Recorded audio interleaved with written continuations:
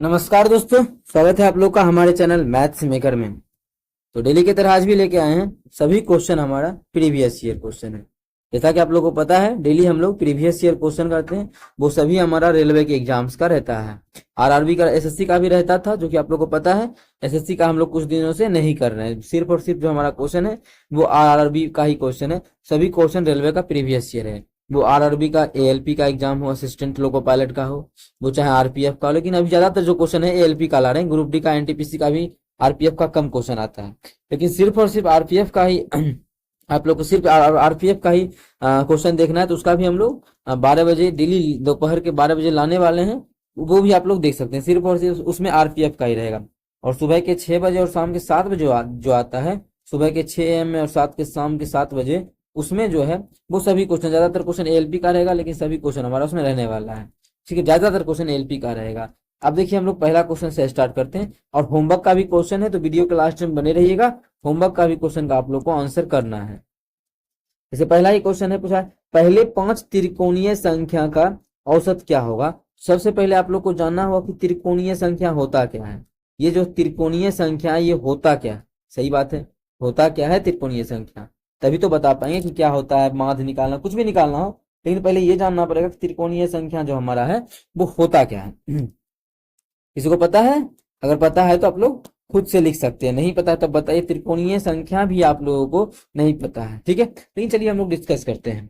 पहले 5 त्रिकोणीय संख्या, तो सबसे पहले त्रिकोणीय संख्या होता क्या है। तो देखिए, त्रिकोणीय संख्या का बात करें, त्रिकोणीय संख्या हमारा 1 है। ठीक है, 1 है। कैसे याद रखेंगे अगर एग्जाम में भूले? तो 1 है, 3 है, कितना बढ़ा है? 2 बढ़ाए ना। देखिए 1 3 तो याद रहेगा, कितना बढ़ाए हैं? 2 बढ़ाए हैं। अब क्या करेंगे? 2 के बाद कितना? 3 बढ़ाएंगे, तो 3 बढ़ा देंगे। तो कितना हो जाएगा? 1 बढ़ाए, 2 बढ़ाए, 2 के बाद 3 बढ़ा देंगे। एक में 3 बढ़ाएंगे, कितना हो जाएगा? 6 हो जाएगा। ठीक है, कितना हो जाएगा? 6 हो जाएगा। याद रहने का तरीका है। तो पहले ये देखिए, ये एक हमारा एक बिंदु देंगे, तो ये हो गया पहला त्रिकोणीय संख्या। ठीक है, 2 को इस प्रकार से देंगे। देखिए क्या बिंदु दिए? 3 को बिंदु दिए ना, 3 को बिंदु दिए, तो ये हमारा दूसरा त्रिकोणीय संख्या होगा।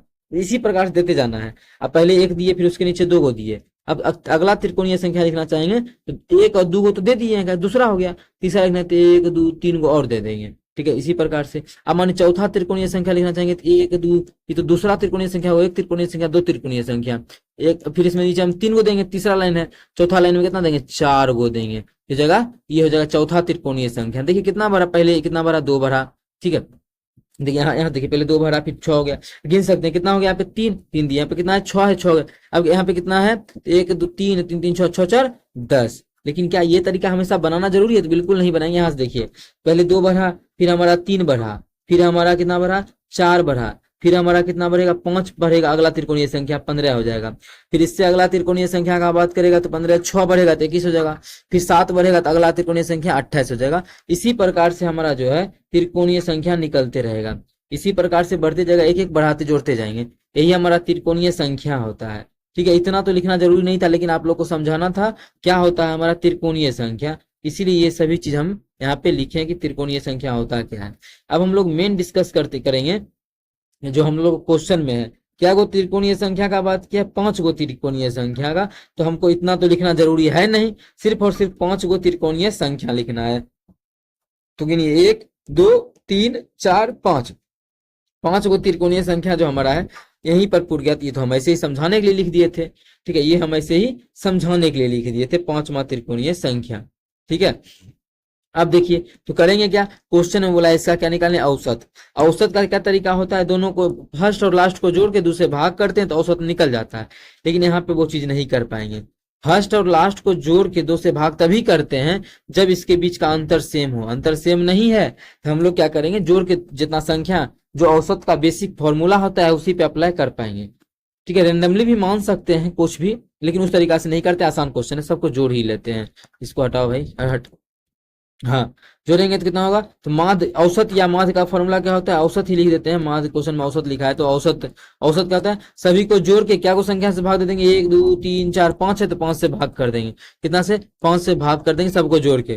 3 1 4 6 10 10 10 10 20 20 20 20 और 15 कितना हो जाएगा? 35 हो जाएगा। कितना? 35। 5 7 35, तो कितना आ गया? 7 आ गया। प्रथम 5 त्रिकोणीय संख्या का जो औसत हो जाएगा, माध्य हो जाएगा, वो हमारा 7 हो जाएगा।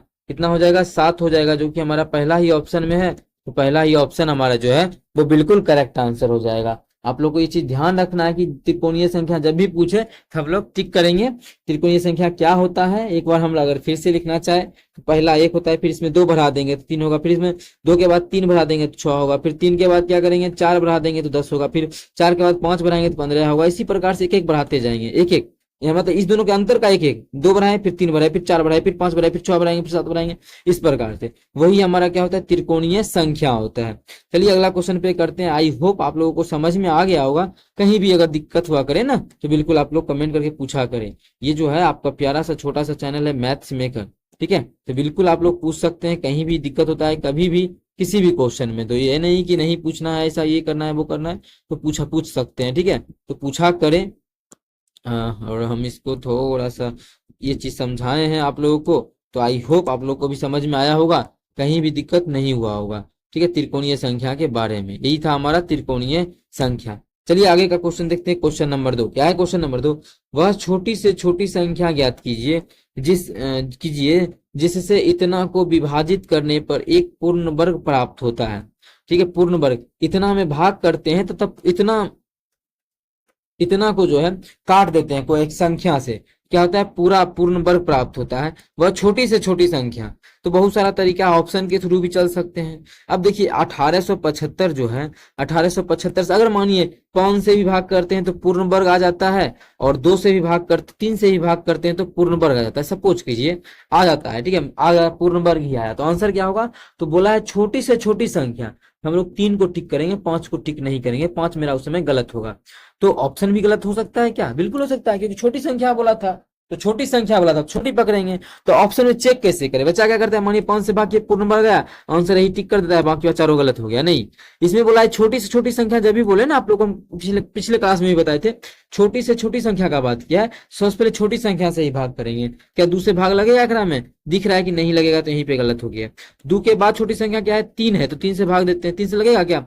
8 1 9 7 5 12, बिल्कुल लग जाएगा हमारा 3 से भाग। तो 3 से भाग देंगे, 3 छके 18 है, 3 छके 18 है, और 7 उतरेगा तो 3 दूना 6, और फिर कितना हो गया? 3 दूना 6, 1 और 5 3 5 15, तो 625 हमारा पूर्ण वर्ग है। तो बिल्कुल हम देखते हैं कि 25 का जो स्क्वायर होता है वो हमारा कितना होता है? 625 होता है। तो 3 से भाग करने से पूर्ण वर्ग हमारा आ गया।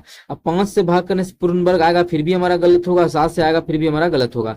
सिर्फ छोटी संख्या पूछा था, ये सभी में छोटी संख्या 2 हुआ नहीं, सिर्फ और सिर्फ 3 हुआ, तो 3 हमारा बिल्कुल करेक्ट आंसर हो जाएगा। कौन सा ऑप्शन? ऑप्शन नंबर चौथा। उम्मीद करते हैं समझ में आ गया होगा। कहीं भी किसी प्रकार का कोई भी दिक्कत हो, किसी भी क्वेश्चन में कमेंट करके पूछ सकते हैं, ठीक है। चलिए अगला क्वेश्चन करते हैं। क्वेश्चन नंबर 3 देखिएगा। क्वेश्चन नंबर 3 क्या है?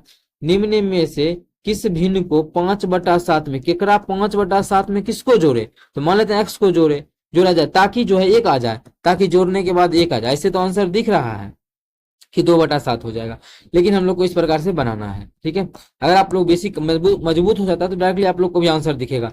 यहाँ से x का क्या करेंगे? मान निकाल लेंगे, तो x बराबर जो हमारा जाएगा 1 - 5/7।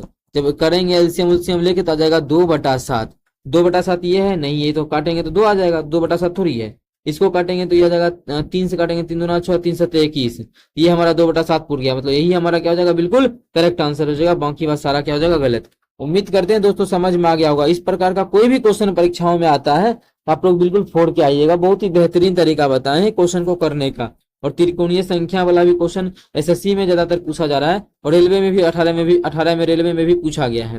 लेकिन किसी में एग्जाम में पूछा जाए तो आप लोग को सभी चीज जानना बहुत ही बेहद जरूरी है, ठीक है। चलिए हम लोग दूसरा भी क्वेश्चन कर लिए, तीसरा भी कर लिया, हम लोग चौथा का क्वेश्चन करते हैं। और आप लोग के लिए जो होमवर्क का भी क्वेश्चन लाए हैं, आप लोग के लिए जो है हम होमवर्क का भी क्वेश्चन लेके आए हैं, तो उस होमवर्क के क्वेश्चन का भी आप लोग को रिप्लाई करना है, ठीक है। उस होमवर्क के क्वेश्चन का भी आप लोग को उसका जो आंसर है कमेंट सेक्शन में जरूर कमेंट कीजिएगा। आपके कमेंट का हम बहुत ही बेसब्री से इंतजार करेंगे, ठीक है। चलिए हम लोग इस क्वेश्चन को कर लेते हैं। क्वेश्चन क्या है हमारा? जब किसी संख्या, होमवर्क का क्वेश्चन आगे मिलने वाला है, ठीक है।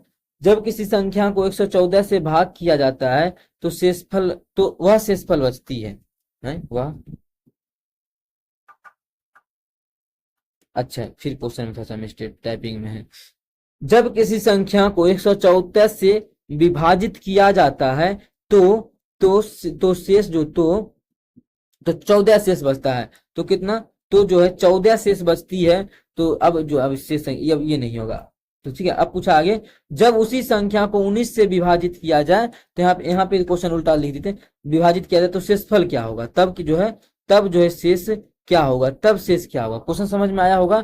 अभी जो है हमारा कंप्लीट क्वेश्चन है, अब आप लोग पढ़ सकते हैं। देखिए हम ही पढ़ के आप लोग को सुनाते हैं।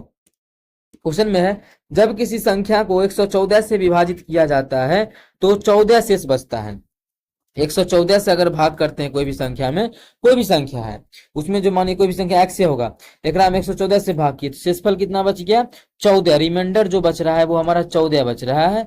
पूछा है अगर इसी संख्या में, ठीक है, अगर हम भाग कर देते हैं 19 से, जो भी संख्या x है ना, अगर इसी संख्या में 19 से भाग कर देते हैं, तब जो हमारा है, तब शेषफल क्या बचेगा।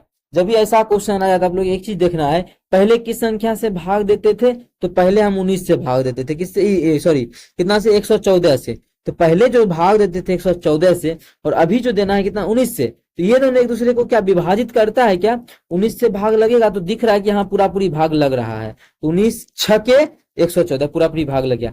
इसका मतलब 19 अगर हम यहाँ लेके 19 भी लेंगे, तो अगर से भाग करने से शेषफल बचता था, 19 से भी भाग करने से उतने शेषफल बचेगा। बात समझ में आया ना। अगर 14 शेषफल बचता था जब भाग करते थे किससे, 19 से, ठीक है, 114 से। अगर ये दोनों, इसका ट्रिक यही है कि अगर ये दोनों एक दूसरे को विभाजित करता है, कि पहले हम 114 से भाग करते थे और अब करते हैं 19 से, अगर ये एक दूसरे को विभाजित करता है, तो अभी वाला संख्या जो भाग करना, डायरेक्ट इसके शेषफल में भाग दे देंगे 19 से। तो जब भाग करेंगे 19 से, तो रिमाइंडर कितना बच जाएगा, 14। इसको इसका जो रिमाइंडर बच जाएगा वो हमारा कितना बच जाएगा, 14 बच जाएगा, जो कि हमारा किस ऑप्शन में है, दूसरा ऑप्शन में है। तो दूसरा ऑप्शन हमारा बिल्कुल करेक्ट आंसर हो जाएगा। कौन सा ऑप्शन, दूसरा ऑप्शन। उम्मीद करते हैं दोस्तों समझ में आ गया होगा। कहीं भी किसी प्रकार का कोई भी दिक्कत हो, किसी भी क्वेश्चन में कमेंट करके पूछ सकते हैं। आई होप आप लोग से इस प्रकार के कोई भी क्वेश्चन एग्जाम में आता है तो बन जाएगा। चलिए अगला क्वेश्चन आप लोग के लिए होमवर्क का क्वेश्चन हम लेके आए हुए हैं। ये रहा होमवर्क का क्वेश्चन। इसका जो है ये होमवर्क का क्वेश्चन है। आप लोग को बना के इसका जो आंसर है वो कमेंट सेक्शन में कमेंट कर देना है। कमेंट सेक्शन में जो इसका आंसर कमेंट कर देना है। जिसका भी आंसर बिल्कुल सही होगा उसके आंसर को हम पिन कर देंगे। ठीक है, इसका आंसर अगर आप लोग से नहीं बनता है, इसका सॉल्यूशन देखना चाहते हैं तो नेक्स्ट पार्ट जरूर देखें। अगर बन भी जाता है बेसिक तरीका से, अगर आप लोग ट्रिक देखना चाहते हैं, उस ट्रिक को देखने के लिए नेक्स्ट पार्ट को जरूर देखें। उसमें आप लोग के लिए हम बहुत ही बेहतरीन ट्रिक लेके आने वाले हैं और इसका आप लोग को हम सॉल्यूशन भी करवाने वाले हैं। चलिए मिलेंगे नेक्स्ट वीडियो में इसी प्रकार का बेहतरीन क्वेश्चन लेके। Thank you.